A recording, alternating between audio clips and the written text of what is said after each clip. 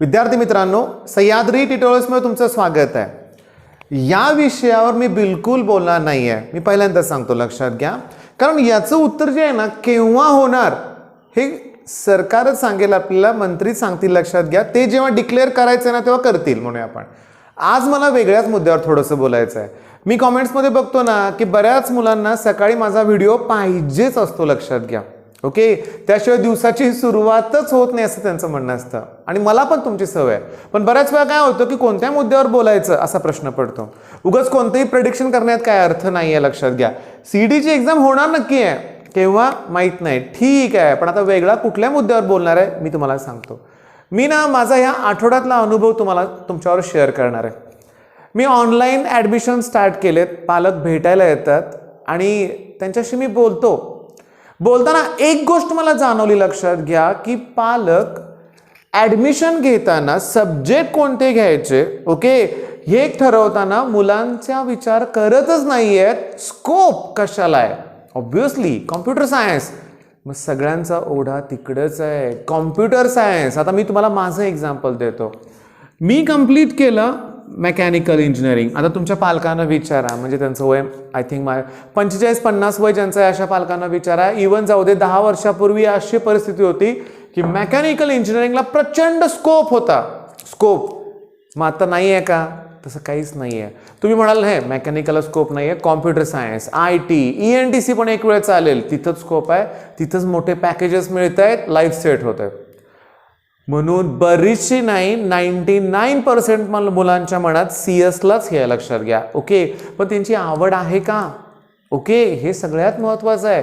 मी mechanical engineering केलं बाळांनो, केलं 4 वर्षात कंप्लीट केलं, पण ती माझी आवड नव्हती हे कळायला खूप वेळ गेला। वयाच्या 22व्या-23व्या वर्षी मला कळालं की इंजिनिअरिंग ही आपलं आवड नव्हतीच, की माझी आवड ही टीचिंग फील्ड होतं। मुद्दा काय होतोय, मी बघतो ना पालक काय म्हणतात, बघा नीट लक्ष द्या। मी म्हणतो इंजिनिअरिंग करायचं आहे, एकच ग्रुप ठेवणार, नाही, आम्ही दोन्ही ग्रुप ठेवणार आहे, ओके। पालकच बोलतात, मुलगा काय बोलतच नसतो। मग विचारतो दोन्ही ग्रुप कशासाठी? त्याचं काय आहे, जर CS वगैरे नाही मिळालं तर बीटेक ॲग्री तर करेल। बीटेक ॲग्रिकल्चर म्हणजे कळतंय ना, ज्या मुलानं कधी शेतात पाय ठेवला नाहीये असा मुलगा पण ॲग्रीचा विचार करतोय। काय करणार आहे ॲग्रीत तू जाऊन? बरं असू दे, कशासाठी agri? Government job, MPSC UPSC करता येईल, हे वेगळंच वाटतं मुलांना, पालकांना। आणि सगळ्यात महत्त्वाचं, आणखीन एक पालक मला त्यांचं हसू आलं, ते काय म्हणले, कुठं जॉब नाही मिळाला, निदान आपलं खताचं दुकान तर टाकता येईल। अरे हे किती निगेटिव्ह विचार आहेत, लक्षात घ्या। आत्ताच तो पालक व्हिज्युअलाइज करतोय, ते विचार निर्माण करतोय, काय जॉब मिळणार नाही। मी तुम्हाला सांगू का, लक्षात घ्या, मी माझ्या बऱ्याच क्लासमधले माझे जे स्टुडंट आहेत ना, त्यांना मी अशी प्रेरणा देत असतो की अरे तुम्ही या फील्डमध्ये या, ठीक आहे। आमचे जगदाळे सर असतील, चव्हाण सर असतील, शुभम चितुरी सर असतील, हे सगळे माझे स्टुडंटच आहेत म्हणूया आपण, आणि हेच माझ्याकडं आज माझ्या ऑफलाईन क्लासमध्ये मला मदत करतात। हा, पण त्यांची आवड आहे, टीचिंग फील्ड हे त्यांची आवड आहे। आता मी तुम्हाला सांगू का, तुमचं एखादं कॉलेज आहे 11वी-12वी, तुम्ही बघा त्या कॉलेजच्या एरियामध्ये ना हजारो क्लासेस असतात। दरवर्षी 10-12 क्लासेस सुरू होतात, नवीन 1-2 वर्ष चालवतात, पुन्हा बंद होतात, हे सुरूच असतं। का माहिती आहे का? आवड नाही आहे, दिसतोय पैसा म्हणून आलेत फील्डमध्ये, अशी पण लोक भरपूर आहेत। मी तुम्हाला आता काय बोलतोय ह्या वेगळ्याच गोष्टी ना, तुम्हाला काळजी पडली CETची आणि मी सांगतोय वेगळंच, पण बाळांनो अभ्यासाबरोबर ही गोष्ट पण महत्त्वाची आहे। तुमच्या आयुष्याचा प्रश्न आहे, विनाकारण मी तुम्हाला सांगू का, 4 पैसे कमी मिळाले तर चालतील, पण आवडीच्या क्षेत्रात गेलं पाहिजे। हां, तो आनंदच वेगळा असतो। मी तुम्हाला सांगू का, मी पण पुण्यात 1.5 वर्ष जॉब केला, पण मला माहिती आहे ते 1.5 वर्षातला प्रत्येक दिवस माझ्या त्रासातच गेलाय। हां, तिथलं ते जिथं मी काम करतो तिथलं वातावरण असेल, तिथलं ते ॲटमॉस्फिअर असेल, ठीक आहे, सगळ्या गोष्टी असतील, ते काम कारण हे आणि त्या गोष्टी, मी कधी खुश नव्हतोच। पण जसे मी क्लासेस सुरू केले ना, मला आनंद मिळाला, ओके। भलेही सुरुवातीला खूप कमी पैसे मिळाले नोकरीपेक्षा म्हणूया आपण, पण मी खुश होतो। मला तुम्हाला तीच रिक्वेस्ट करायची आहे, तुम्ही स्वतःचा आनंद शोधा, नको तणाव। मी बघतोय मॅडम मुलं येत आहेत, प्रचंड तणावात आहेत, प्रचंड। कशासाठी एवढा तणाव घ्यायचा आहे? एक लक्षात घ्या बरं का, आपण असं इमॅजिन करूया की CETत तुम्हाला चांगले मार्क पडले, झालं का? मग आयुष्यात यश मिळालं का? तसं काहीच नाही आहे। पुन्हा इंजिनिअरिंगला 4 वर्ष कष्ट घ्यायचेच आहेत, किंवा मेडिकलला जिकडं जाल तुम्ही तिकडं म्हणूया आपण।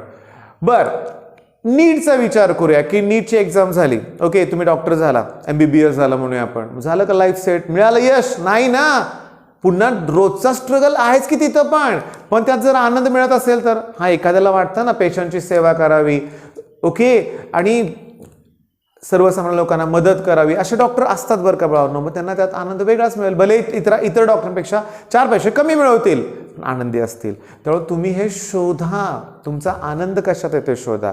आता एक लक्षात घ्या, अभ्यास सोडून तर पळवाट कुठली शोधता येणार नाही. तुम्ही जर म्हणाल ना की आम्हाला अभ्यासच आवडत नाही, गेम खेळायला आवडत, त्यातच आमचा आनंद आहे, नाही, ह्या गोष्टी चुकीच्या आहेत, लक्षात घ्या. बरं, आता मेन पॉईंट काय बघा, मेन पॉईंट तुमचा जो मॉक्स टेस्टचा तो स्कोर होतोय ना, जर तो स्कोर तुमचा 120 प्लस असेल ना, इवन 100 प्लस असेल ना, तर तो चांगला स्कोर आहे. त्याचा तणाव घेऊ नका, इम्प्रूव्ह होत नाही, अशा गोष्टी नका विचार करू. तुम्ही सगळ्यात जास्त फोकस ऑब्व्हियसली तुम्ही मॅथ्सवर फोकस करा. आता ऑलमोस्ट प्रत्येक लेक्चरमध्ये मी सांगितलंय, पेपर अनालिसिस करा, मॅथ्सवर फोकस करा. मॅथ्सवर 80च्या आसपास जर जात असेल ना कुठला स्टुडंट, ऑब्व्हियसली मग त्याचा स्कोर हा चांगला होणारच आहे. आणि एक लक्षात घ्या, जरी CET सेलनं 4 सप्टेंबरलाच घेणार म्हणून ॲडमिट कार्ड रिलीज जरी केले तरी पॅनिक होऊ नका, ओके. 4 तारखेलाच पहिल्याच दिवशी सगळ्यांची एक्झाम नसते, बऱ्याच वेळा मी सांगितलंय.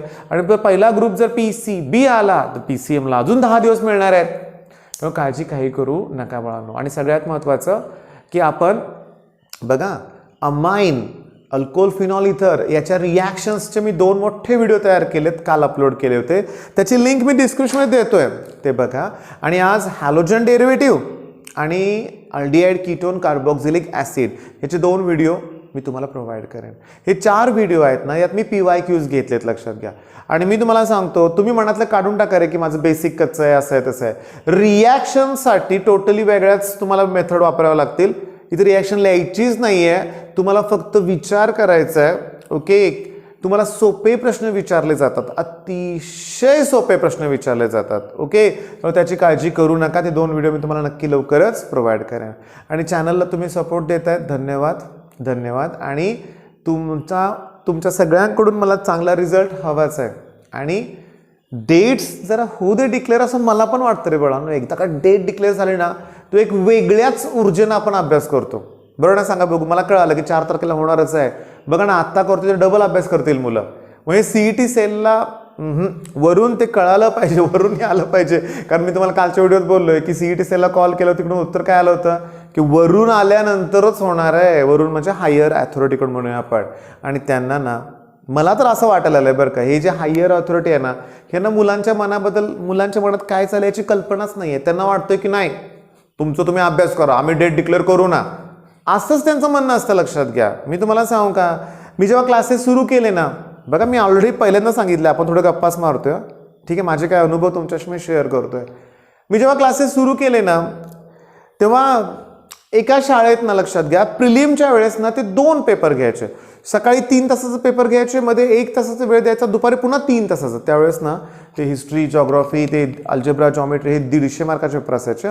3-3 तासाचे मराठी वगैरे पेपर 3 तासाचे असायचे.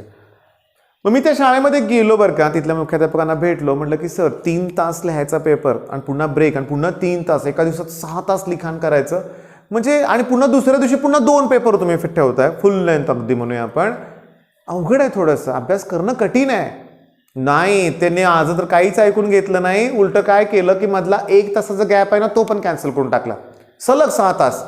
म्हणजे ही हायर अथॉरिटी आहे ना, ही मुलांचा विचारच करत नाही. मला अनुभव आहे 15 वर्षाचा. मी नेहमी मला माहिती आहे की त्यांना काही काळजी नसते मुलांची. पण बाळांनो, 1-2 मुलं आहेत का, 5 लाखाच्या आसपास मुलं CET एक्झाम देणार आहेत, लक्षात घ्या. सगळे काळजी करतायत, मग ही तर गोष्टी त्यांना कळायला पाहिजे ना.